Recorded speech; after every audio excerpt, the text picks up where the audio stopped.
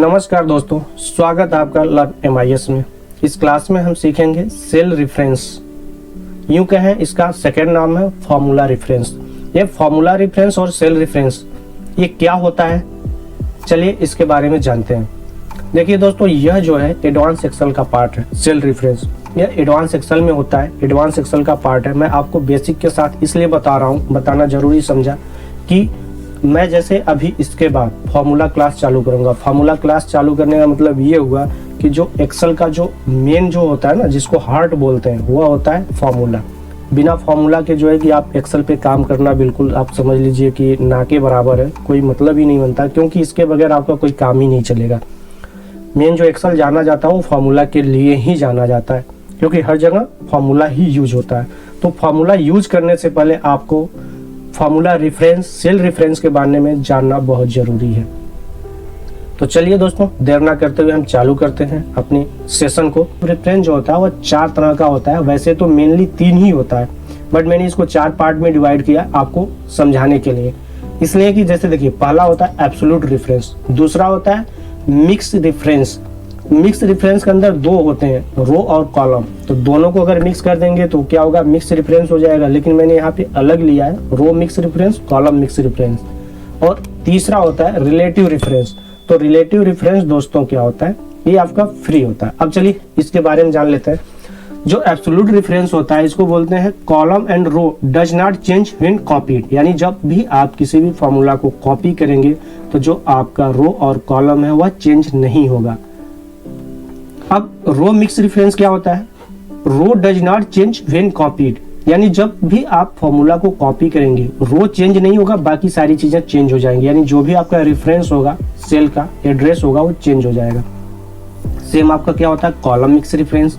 Column does not change when copied. यानी जब भी आप जो है कि कॉलम को, किसी भी फॉर्मूला को कॉपी करेंगे किसी भी जगह पे, तो कॉलम आपका चेंज नहीं होगा, बाकी रो और जो भी चीजें हैं वो सारी चेंज हो जाएंगी, वो आपका फ्रीज रहेगा।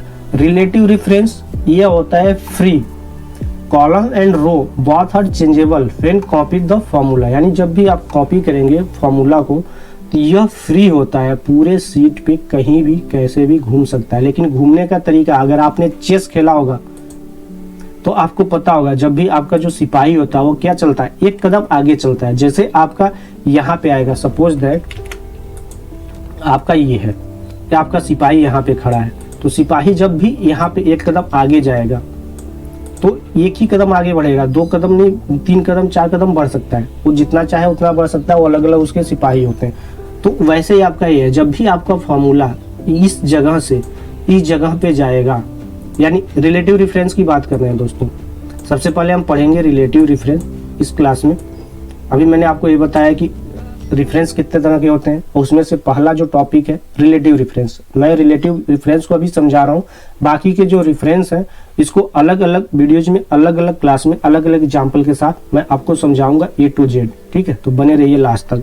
अब देखिए रिलेटिव रेफरेंस का, मान लीजिए आपका एक ये है, इस सेल पे आप हैं, यहाँ से आपने आगे बढ़े, एक कदम आगे बढ़े, तो आपका एड्रेस क्या हो जाएगा, एक कदम आगे बढ़ जाएगा। यानी इधर आप बढ़ते हैं राइट की साइड में, तो राइट की साइड में आपका एड्रेस चेंज हो जाएगा।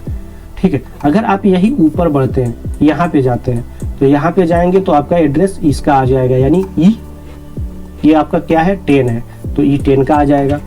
ठीक है, ये चीज समझ में आ गई।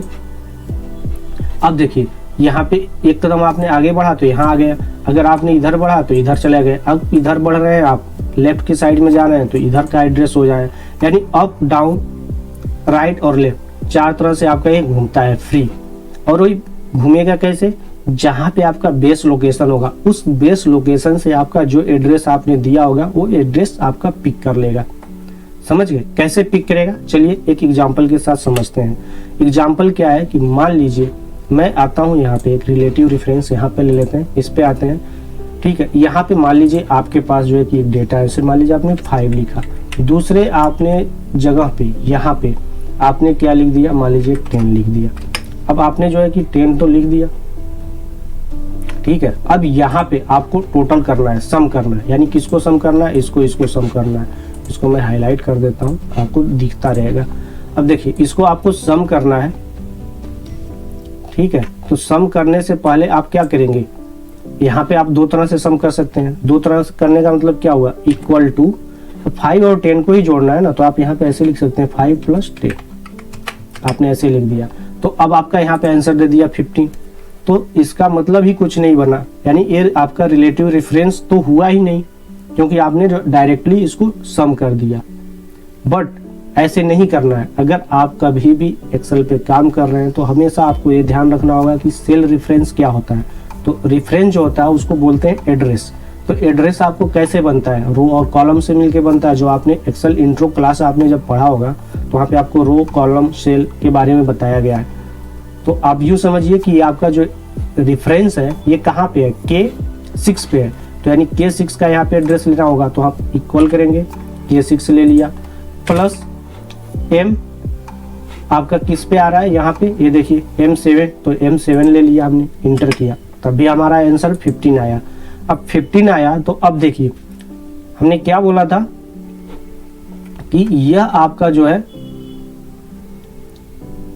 क्या है, चेंजेबल वैल्यू है। यानी आप जब भी इसको चेंज करेंगे, यानी फॉर्मूला को कॉपी करेंगे कहीं भी, या इसके बेस लोकेशन, यानी ये क्या हुआ आपका बेस लोकेशन हुआ ना आपका, ये वाला जो है कि ये बेस लोकेशन हुआ। इस बेस लोकेशन को अगर आप मान लीजिए लेफ्ट में चेंज कर रहे हैं, यहाँ पे ला रहे हैं, या राइट में ले जा रहे हैं, या ऊपर ले जा रहे हैं, या यहाँ से ऊपर ले जा रहे हैं, कहीं भी ले जा सकते हैं। इस सेल में भी ले जा सकते हैं, यहाँ भी ले जा सकते हैं, आप फ्री हैं, पूरे सीट पे कहीं भी ले जा सकते हैं। अब आप इसके लोकेशन को चेंज कर रहे हैं, तो जाहिर सी बात है जब आप इसके लोकेशन को चेंज करेंगे, मान लीजिए आपने इसको कॉपी किया, कॉपी करके यहाँ पे पेस्ट किया, कहाँ पे पेस्ट किया, I8 पे पेस्ट किया। ये आपका यहाँ पे देखिए रो चल रहा है 8, यानी आपने यहाँ पे पेस्ट कर दिया। जब यहाँ पे आपने पेस्ट किया तो क्या हुआ, ये आपका जो है कि यहाँ से बेस लोकेशन से 2 कदम आगे आया है। तो 2 कदम जब आपका लेफ्ट आया है पीछे इस साइड में, लेफ्ट साइड में, तो इसका जो आपने एड्रेस दिया था, क्या एड्रेस दिया था, K6, तो K6 क्या होगा, यहाँ से 2 कदम इधर लेफ्ट में बढ़ेगा कि नहीं बढ़ेगा। फिर ये आपका जो है कि यहाँ से 2 कदम आगे बढ़ेगा, 2 कदम आगे बढ़ेगा तो इसका एड्रेस क्या बन जाएगा, ये K8 बन जाएगा। और इसका क्या बनेगा, ये वाला बन जाएगा I6। अब देखिए कैसे बनेगा, यहाँ पे इसको पेस्ट करिए, कहाँ पे पेस्ट करना था, 2 कदम लेफ्ट में पेस्ट करना था, यहाँ पे हमने पेस्ट कर दिया। अब आपका एड्रेस चेंज हो गया। अब उस एड्रेस पे कोई वैल्यू है ही नहीं, कोई रहता ही नहीं है। देखिए मैंने क्या आपको बोला था, ये चेंजेबल वैल्यू है। अब यहाँ से 2 कदम इधर बढ़ गया, 2 कदम ये वाला जो एड्रेस है यहाँ पे आ गया, यानी चेंज हो गया ना, रिलेटिव रेफरेंस है, ये चेंज होगा क्योंकि हमने इसको फिक्स किया ही नहीं है। तो यही चीज है। अब आपका ये चारों तरफ घूमता रहेगा, कहीं भी लेफ्ट राइट अप डाउन आप करेंगे फॉर्मूला को पेस्ट, ये आपका उसी के अकॉर्डिंग आगे बढ़ता रहेगा। ठीक है, तो इस चीज को ये समझ में आ गया। ये बहुत ही इंपॉर्टेंट होता है दोस्तों समझना, ये एक मकर जाल है जो फॉर्मूला के अंदर यूज होता है। इसको समझे रहेंगे तो फार्मूला आपको यूज करने में बहुत ही आसान हो जाएगा, आप बिल्कुल आसानी से यूज कर पाएंगे, आपको रट्टा मारने की जरूरत नहीं पड़ेगी, बस आपको बेसिक स्टेप्स क्लियर होने चाहिए। ये चीज क्लियर हो गया। अब देखिए नेक्स्ट एग्जांपल आप समझते हैं। नेक्स्ट एग्जांपल एब्सोल्यूट जो आपका रिलेटिव रेफरेंस है, सॉरी रिलेटिव रेफरेंस का, जैसे मान लीजिए मेरे पास एक डेटा है, डेटा में जैसे सूर्या, अनिल, विक्रम, जितेंद्र इन लोग हैं, इनके जैन, फेब, मार्च का कुछ डेटा है, कुछ वॉल्यूम है, इसको यहाँ पे टोटल करना है। तो आप कौन से रेफरेंस का यूज करेंगे, रिलेटिव रेफरेंस का। अब इसको आप 2 तरीके से जोड़ सकते हैं, सम कर सकते हैं, या तो सम का फॉर्मूला यूज कर लीजिए, या तो आप डायरेक्ट रेफरेंस ले लीजिए। तो डायरेक्ट रेफरेंस आप कैसे लेंगे, plus B8 plus C8 plus D8, ये आपका डायरेक्ट रेफरेंस हो गया दोस्तों। देखिए ये डायरेक्ट रेफरेंस आपका हो गया। अब डायरेक्ट रेफरेंस आपने ले लिया, अब इसी के जगह पे आप चाहें तो सम का यूज कर सकते हैं, दोनों का हम यूज कर लेंगे। पहले आप समझ लीजिए इसका रिलेटिव रेफरेंस क्या होता है। अब देखिए दोस्तों ये फ्री है। अब आप अगर इसको 1 कदम नीचे आएंगे, यानी डाउन आएंगे यहाँ से, तो इसका एड्रेस क्या होगा, जो आपको टोटल दे रहा ना 1111, इसका निकाल के देना चाहिए। ठीक है, अनिल का यहाँ पे आना चाहिए रिजल्ट।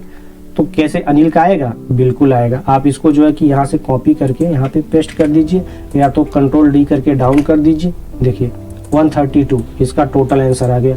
अब ऐसे जब भी आया, अब देखिए यहाँ पे हमने इसका एड्रेस क्या दिया था, ठीक है B, C और D8 दिया था ना। लेकिन जैसे हमने एक कदम आए तो अपने आप जो है कि ये एड्रेस चेंज कर लिया और इसी के सामने वाले एड्रेस को उठा लिया और वहां से उसका रिजल्ट वैल्यू ला के दे दिया।